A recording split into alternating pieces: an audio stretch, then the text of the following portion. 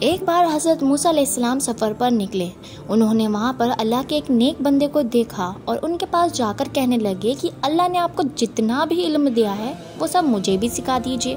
اللہ کے نیک بندے نے کہا کہ نہیں، آپ صبر نہیں کر سکو گے۔ آخر موسیٰ علیہ السلام کے بہت کہنے کے بعد اللہ کے نیک بندے نے کہا کہ اگر آپ میرے ساتھ چلنا چاہتے ہیں تو چل سکتے ہیں، لیکن میری کچھ شرطیں ہیں۔ ان میں سے پہلی شرط یہ ہے کہ جب تک میں آپ سے نہ کہوں آپ مجھ سے نہ کچھ بولیں گے اور نہ ہی مجھ سے کچھ پوچھیں گے۔ حضرت موسیٰ علیہ السلام نے یہ ساری شرطیں منظور کر لی اور دونوں آگے سفر پر روانہ ہوئے۔ اب دونوں ایک کشتی پر سوار ہو گئے تو اللہ کے نیک بندے نے اس کشتی کو توڑ ڈالا۔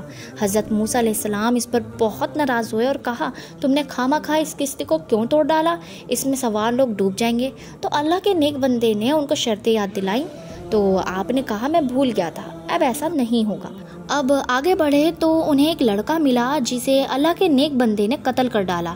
اس پر موسیٰ علیہ السلام بہت بگڑ گئے اور کہنے لگے کہ بغیر کسی قصور کے اس کو کیوں مار ڈالا؟ آپ نے بہت برا کیا۔ اس پر اللہ کے نیک بندے نے کہا کہ میں نے کہا تھا کہ آپ میرے ساتھ نہیں چل سکو گے۔ پھر دونوں میں تھوڑی بحث ہوئی اور وہ آگے بڑھے۔ چلتے چلتے ایک گاؤں میں پہنچے جہاں کے لوگوں نے ان کو مہمان بنانے سے منع کر دیا، مگر ان دونوں نے دیکھا کہ ایک دیوار گرنے والی ہے جسے اللہ کے نیک بندے نے درست کر دیا۔ حضرت موسیٰ علیہ السلام پھر صبر نہیں کر سکے اور کہا کہ اگر آپ چاہتے تو ان سے اس کام کی مزدوری مانگ سکتے تھے۔ اللہ کے نیک بندے نے ان سے کہا کہ اب ہم دونوں ساتھ نہیں رہ سکتے، مگر جدا ہونے سے پہلے ان قصوں کا مطلب سن لیجیے۔ کشتی چند غریب آدمیوں کی تھی جو اسے کرایہ پر چلاتے تھے۔ دریا کے اس طرف کا ایک بادشاہ زبردستی کشتیاں چھین لیا کرتا تھا۔ میں نے اس کو توڑ دیا کہ ٹوٹی ہوئی ہونے کی وجہ سے کوئی اس کو نہ لے گا۔ رہا لڑکا تو اس کے ماں باپ ایماندار تھے، مگر یہ سرکش اور کافی تھا۔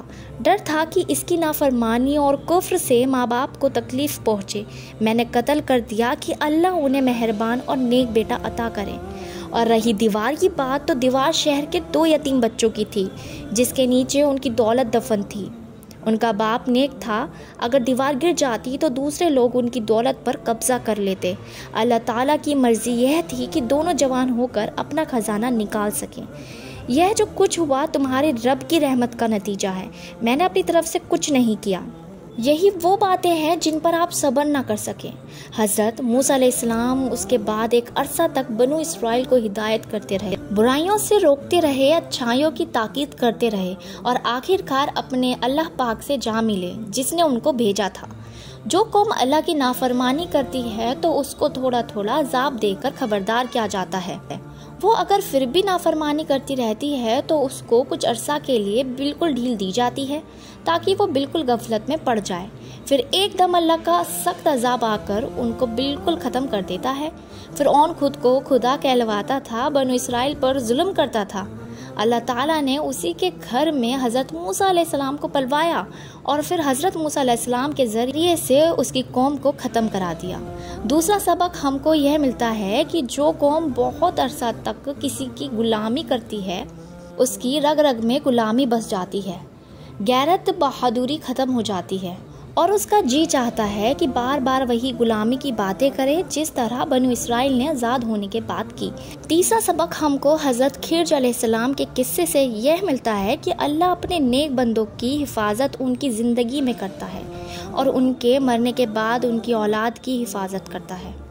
تو یہ تھی حضرت موسیٰ علیہ السلام کی حضرت خضر علیہ السلام سے ملاقات۔ اللہ کے نیک بندے جو موسیٰ علیہ السلام کو ملے تھے وہ حضرت خضر علیہ السلام تھے۔